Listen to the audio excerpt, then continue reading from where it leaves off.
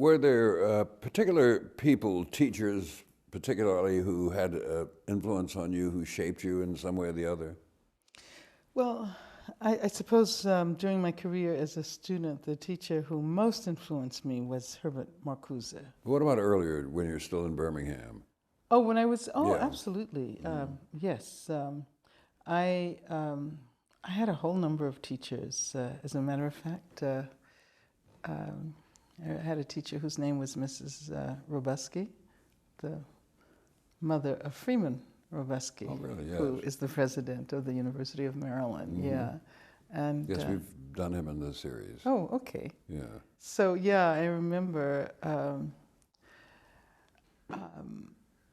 that that she and other teachers pushed us. I mean, what I remember most about my time in Birmingham and elementary school and the first few years of high school was how exciting it was to learn, and our teachers gave us a passion for learning, not just the mechanics of reading and writing, but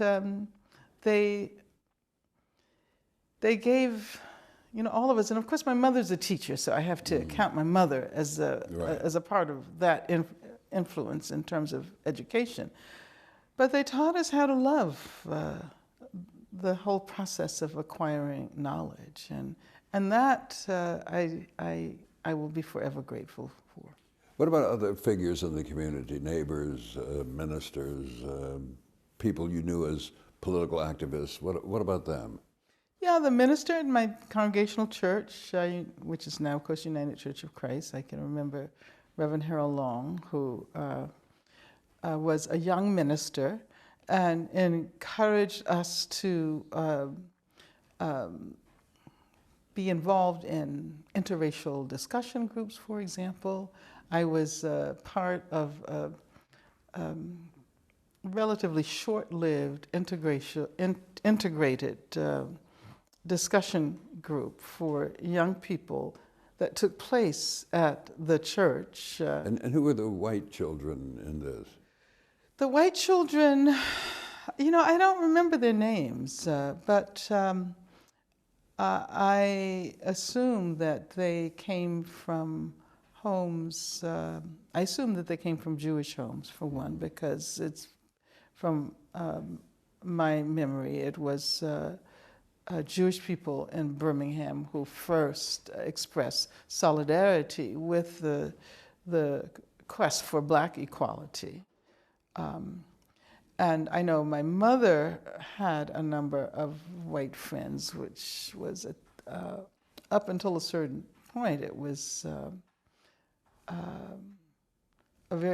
they were clandestine relationships. They were relationships that weren't supposed to exist.